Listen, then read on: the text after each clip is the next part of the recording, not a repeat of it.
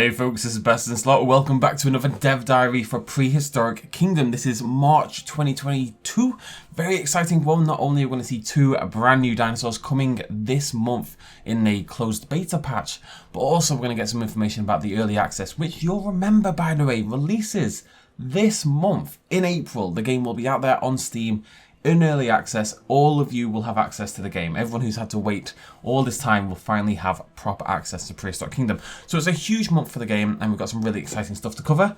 And I figured we'll do the cam, because otherwise I'm just talking over a PowerPoint slide presentation like I'm a 12-year-old.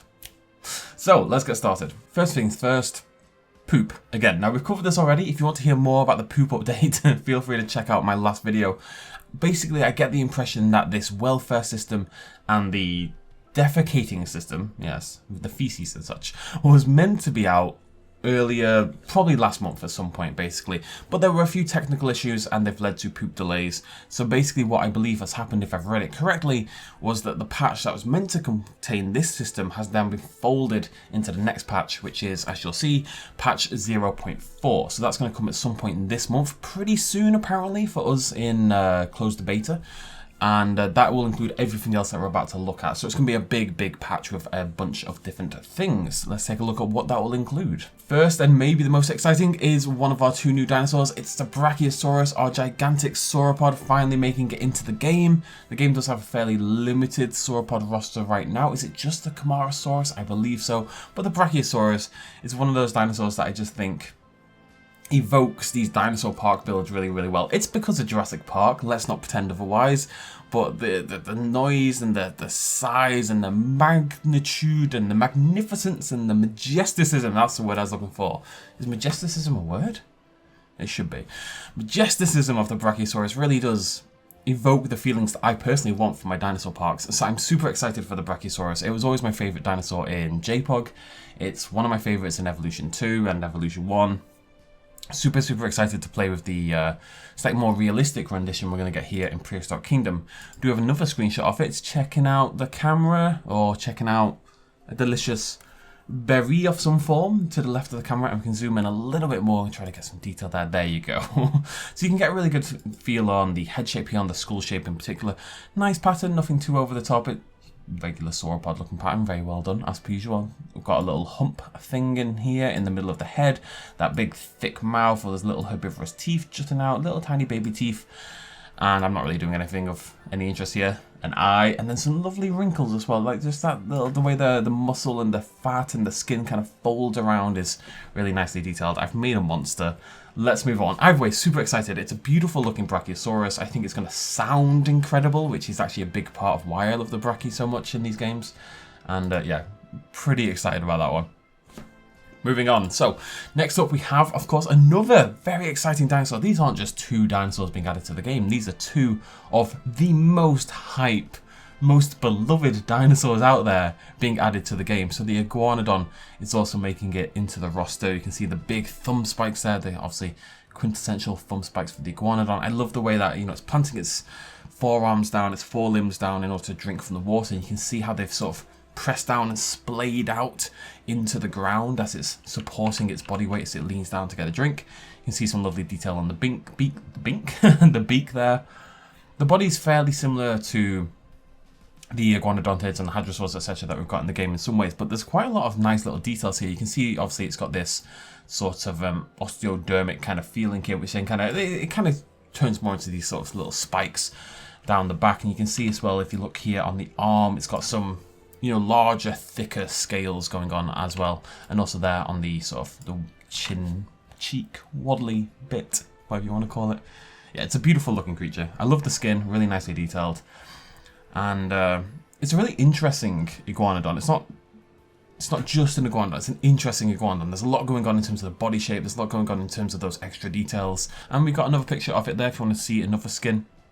This one, because it's much less busy than this one, kind of shows those details I was just talking about all the way along the body here. You can see it's got like a really varied texture going on. If you were one of those people who struggled with, what is it called? People who don't like lots of circles together. Blip, blip, blip, blip, blip, blip. You know what I mean? People who hate those might struggle with Iguanodon slightly, especially like these portions here. They're a little bit unnerving, but yeah, beautiful looking creature, really cool skin. Reminds me of like a chicken or some modern bird or some description. She's a beauty. So Iguanodon and Brachiosaurus though, what an exciting addition to the roster. Maybe we'll do something, I don't know. Moving on, so animal welfare is, that's part of the poop update. Like I say, if you want to know more about that specifically, you can check that out in the last video. But animal welfare is also being added to the game, and we're just going to go ahead. So there's a Chunky, which is a fantastic name for a Rex. If we add up our thing in the middle here, you can see a ton of little things you're going to have to manage in order to make your dinosaurs happy. So you can see how appropriate the habitat is, and so that's your, the foliage and the temperature and all that kind of stuff. The exhibit itself is split into the size requirement, how crowded it is, how many dinosaurs you have in that size, the temperature and the cleanliness, which, as I mentioned, poop update. I'm not going to say poop update anymore. Then we've got the nature section, which is, how appropriate the plants are, how much forest does it have its forest need met, does it have its water need met, and the housing is in how much shelter does it have. So fairly typical breadth of things, but it's interesting that you're going to have to manage temperature and cleanliness, so a little bit more detail there, and keep all your dinosaurs happy, and that's going to be very important, as we'll see on this next slide. Because exhibit score is, if you're going to play the game in non-sandbox, and we'll talk about that in a little bit as well, exhibit score is going to be important. So basically, the cumulative score of your exhibits at the end of each month or at the start of each month is then added together, and those are your science points. Now, you use science points to go around the globe and unlock new dinosaurs and unlock new dinosaur skins. So maintaining good, healthy habitats with good variety of dinosaurs and all that kind of jazz is going to be really important to maxing out your science score and actually getting new dinosaurs. So you're going to have to take care of your dinosaurs. It's also worth noting, as we've mentioned last time, there's a bonus for, it's worth mentioning first, this is only a concept art thingamajiggy, but there was a bonus for decorations for your general exhibits, and also for ecology. So if you can put dinosaurs together that would have lived together in the same era, in the same environments, then you'll get a bonus to your ecology and you'll get more science points and unlock more stuff. So building a scientifically accurate park with well cared for dinosaurs is always going to be the most efficient way to handle the game, basically.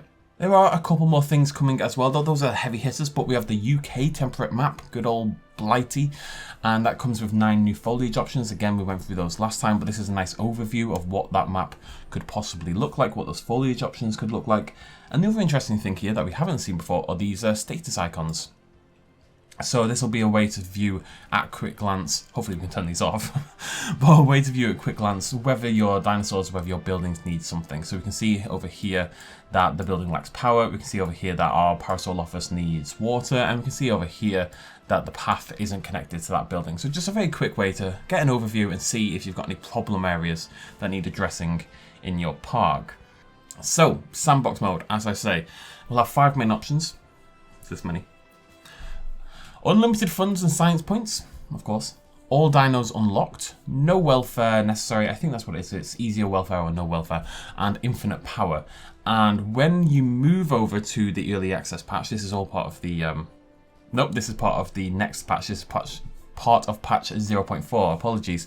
When we move over to patch 0.4, all our existing saves, so for me that's like Hugo Park for example, will be converted to sandbox automatically. So there's going to be a challenge mode which will have, you'll have to earn your science points and unlock all the dinosaurs, and you'll have a proper sandbox mode, which the game doesn't have right now anyway, that'll have everything unlocked and will be a lot easier to play, of course, if you just want to focus on building a beautiful park. Anyways, so that's it for patch 0.4. So that's all coming before the early access release. That's coming in maybe the next couple of weeks or something like that, probably next week or two. Very exciting. But there is actually more on the way. So if we look at this, this is upcoming in early access. And remember, early access is coming in April, which is this month. This is not an April Fool's. So we're also getting a tropical map, and very appropriately, really, more than anything else, it's going to be set in Costa Rica. I own a small island off the coast of Costa Rica. Now you too can own a small island off the coast of Costa Rica. Technically it's in Costa Rica, but we can pretend otherwise. Stick some Brachiosauruses in there and we are looking golden. So that's a beautiful looking tropical map, very excited to play on that. Psittacosaurus, of course, we saw last time as well, but it's also coming with 2 other species. I think the first time around we saw Mongoliensis. This one is Sibiricus, and it's an absolute goddamn unit. So this is the biggest of the 3 different species we're looking at here, And yeah, you can see from the facial adornments, from the skull adornments, from the shape of the skull, this is the skull popping out in all these bizarre ways, that evolution just needs to calm down, right? Evolution did not know what it was doing, by and large, and just did some crazy ass stuff. But yeah, it's a very, very interesting looking Psittacosaurus. If you wanted your big daddy tough Psittacosaurus, you know, you've got it right here. But we also have a glimpse of the other one. This is Psittacosaurus sp. Dot, as in the third of those species. This is the smallest of the bunch. You'll notice also this one does not have the tail quills, whereas Mongoliensis did. And Sp also has the tail quills. It's much closer to Mongoliensis in terms of styling, I would suggest. They're quite similar. But it is the smallest of the three, and it'll mean new skins and stuff like that, so it's more variety, which is pretty cool. And that is about it from me. One last thing, so Nigel Marvin, very excitingly of course, is going to be part of the game, and as part of the early access release, he's voiced like 90 different voice lines, 90 different phrases, 90 different things in general. And basically he will give you facts about your dinosaurs when your dinosaurs are released. Now, it's all well and good me telling you that, but really the best thing for you is to hear it, surely. So, okay, bye. What I'm going to do is, there's a little video, like a 30-second clip, which shows Nigel Marvin talking about your Parasaurolophus when you first released it. And he'll give you quite a lot of information. It's a beautiful little thing, it really is. He's going to give you info and facts on all of your dinosaurs. I think it's just really, really cool that they got Nigel freaking Marvin. So I'm going to play that video for you now. You can enjoy, and that is about it from me. So thank you very much for joining me. I'll see you lovely folks very soon. I know we haven't been doing Hugo Park lately. I'd like to do a little bit more, especially when the new update comes out. But I think we're going to go back to just building a proper video park build, a regular kind of series as well, especially when early access hits and, you know, everyone has access to it. And we'll also cover early access, and I'll show you everything that's in that as well. You know, new dinosaurs, new building tools, all that kind of jazz. Exciting times for dinosaur fans, really. It's been a big week. Yeah. Thank you so much for joining me. Cheers. Much love, as always. Bye-bye. Now that, my friend, is a beautiful dinosaur. Almost like a musical instrument, Parasaurolophus used their crest for long-distance communication. The crests are made out of bone riddled with hollow tubes, which help amplify that beautiful singing voice of theirs. You're listening to the first orchestra on Earth. Houston, if you're ready, we'll maneuver.